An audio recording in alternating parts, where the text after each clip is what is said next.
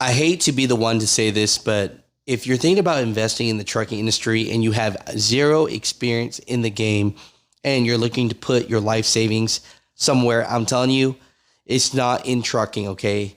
When I say in trucking, I mean, don't go out and give somebody your money and buy trucks and have them run the business and think that you're going to make $5,000 to $10,000 a week. It's just not going to happen. Let's get into this video because we have two investors that invested over $170,000 that have literally lost all their money, and they're just so pissed and they feel scammed out. But the truth is, you'd never invest in something you don't know. That's just what it is. Let's get into this video. First off, as an investor, if you're not going to really look into someone's books and look at real numbers and look at their tax returns and look at actually what is recorded, that's on you 100%. The second thing you should do as an investor of any company, especially in trucking, is you should know if they have everything up to order. So they have something called a safer score, which a lot of investors don't know about. And if you actually look at Movers and Shakers Logistics LLC, it's actually put out of service right now from the FMCSA, meaning that they are not up to regulation to drive in the United States. So these are a couple things. So if someone from Movers and Shakers Logistics LLC approaches you and asks you for money and asks you to invest, 100% say no. So you got to do your due diligence. Now, what happened first, right? I would say the owner of Movers and Shakers LLC probably was trying to do his best, but needed more trucks, needed more investment. So he reached out to a guy named Jason, right?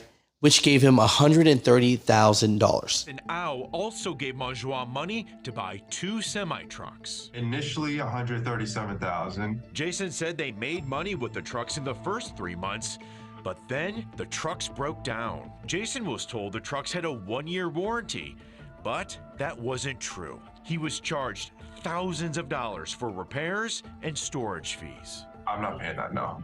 These trucks are in bad condition. It's not what we asked for, and we're looking for justice here. And he said for the first few months that the truck was doing well, but after that, it started having breakdowns, and now they're not making any money. And the thing about being an investor is they pin it all on you. You know, this company takes your money, puts your name on that truck, so you have all of the liability. And so what happened? The trucks start breaking down, and he put in $130,000 cash.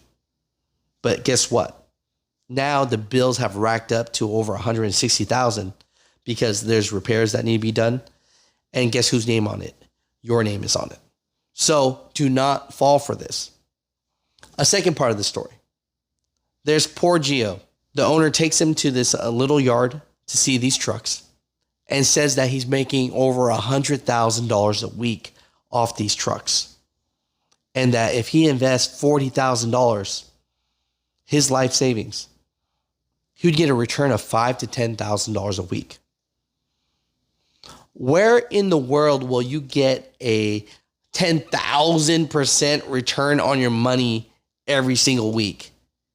It's definitely not in trucking. That's all I got to say. Joa took him to see his trucks at this lot in Lake Worth. I went to the yard, and when I saw the amount of trucks that was there, I'm thinking to myself, okay, he said he's making 6 figures weekly. Obviously, this guy is doing something that's working. Gio says he invested about $40,000 in trucks and expected a nice return. On a monthly basis, we were expecting anywhere from $5,000 to $10,000. So mother truckers, I'm just here to tell you, if you are thinking about being an investor and you don't know anything about the trucking industry and you think it's just the biggest thing since sliced bread because someone on social media told you it was, here is an example of 2 people losing their life savings because they didn't do their due diligence. They were in a business they do not know. And it's just the fields of dreams, right?